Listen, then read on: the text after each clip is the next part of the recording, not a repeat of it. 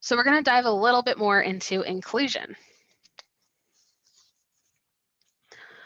So an inclusive culture is a huge focus right now for workplaces. A lot are looking at why they have revolving doors. Are they having a lot of turnover, and looking into why? A lot of times it can be because they're focusing a ton of attention right now on diversity recruiting while not putting as much attention to diversity retention, especially depending on whether or not the company is a federal contractor and they need to make sure that they're reaching those specific groups that they're looking for outreach on. So you've seen a huge focus for companies are wanting to show that they're recruiting more diversely, but at the end of the day, if those diverse candidates aren't making it through the door or they're making it through and then not staying, companies kind of are falling short still with DEI in that aspect. So there's a huge focus shift towards creating a formal back-end process that fights to keep the successfully recruited employees after they start. So companies are looking to invest more time and resources to focus on culture and ensure that diverse employees have an opportunity to advance and grow within the organization. And this includes looking at people practices, policies, and procedures. So of course, with an inclusive culture, there are so many different aspects for companies to focus on, but I'm going to focus on 2 today that we can then relate back to you and your job search later on in the presentation. So first, we have an emphasis on mentorship.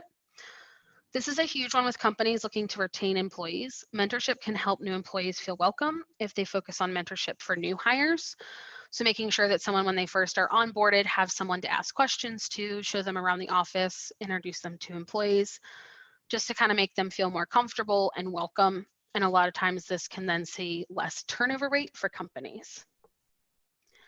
Additionally, we can see mentorship if someone is more senior or has more experience is paired with a younger employee to provide advice and support early on in their career.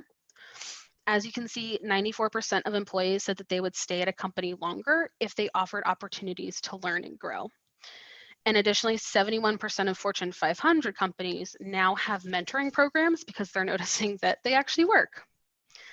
And then, of course, we have employee resource groups as well, also known as ERGs, is like what we like to shorten it to.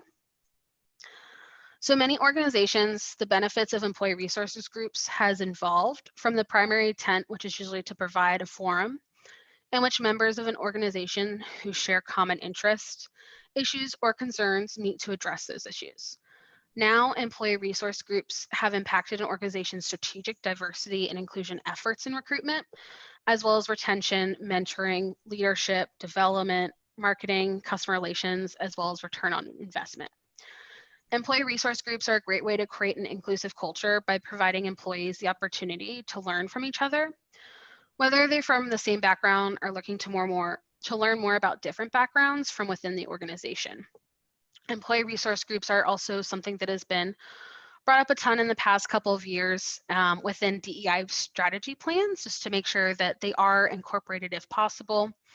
And a lot of companies like to start with at least 1 or 2 and then grow from there depending on what their employees are looking to have.